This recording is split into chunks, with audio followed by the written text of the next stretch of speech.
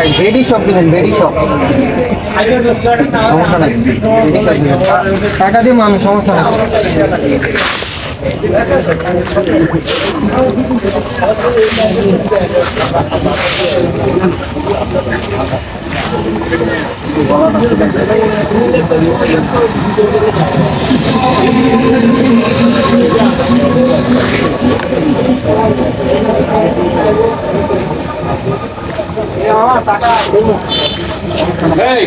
এই ছেলে শোনো, তোমার বাসা কোথায়? হ্যাঁ তোমার এদিকে।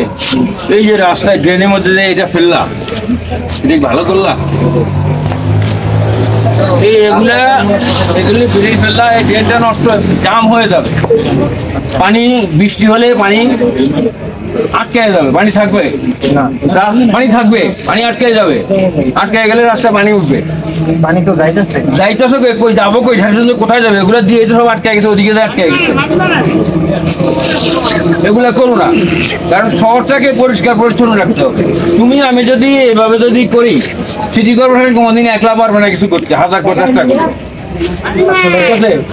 এভাবে তো ভাবি না। হ্যাঁ, এটা বাবা এটা করো না। যখনই খাবার দেখো না, বিদেশি আমরা আগে চিন্তা করতাম ফিরে বাদাম খেয়ে পকেটে রাখে, দেশটা কি পরিষ্কার পরিচ্ছন্ন রাখার জন্য। হ্যাঁ, ওখানে তাদের ট্রেনিং দেওয়া আছে সবাই, বিদেশিরা তাই এরকম করে। আমরাও এটা শিখতে হবে, দেশটাকে ভালো করতে হলে দেশটাকে পরিষ্কার করতে রাখতে হবে। ঠিক আছে, এটা করো না, ঠিক আছে, এটা করো না। আমি এটা উঠাইয়া আমি, হ্যাঁ উঠে শোনো, এখনো উঠাবে, বুঝলাম, ভালো কথা।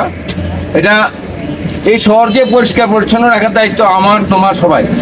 সিটি কর্পোরেশন একা না, সিটি কর্পোরেশন পারবে না একা, যদি আমি তুমি ঠিক না থাকি।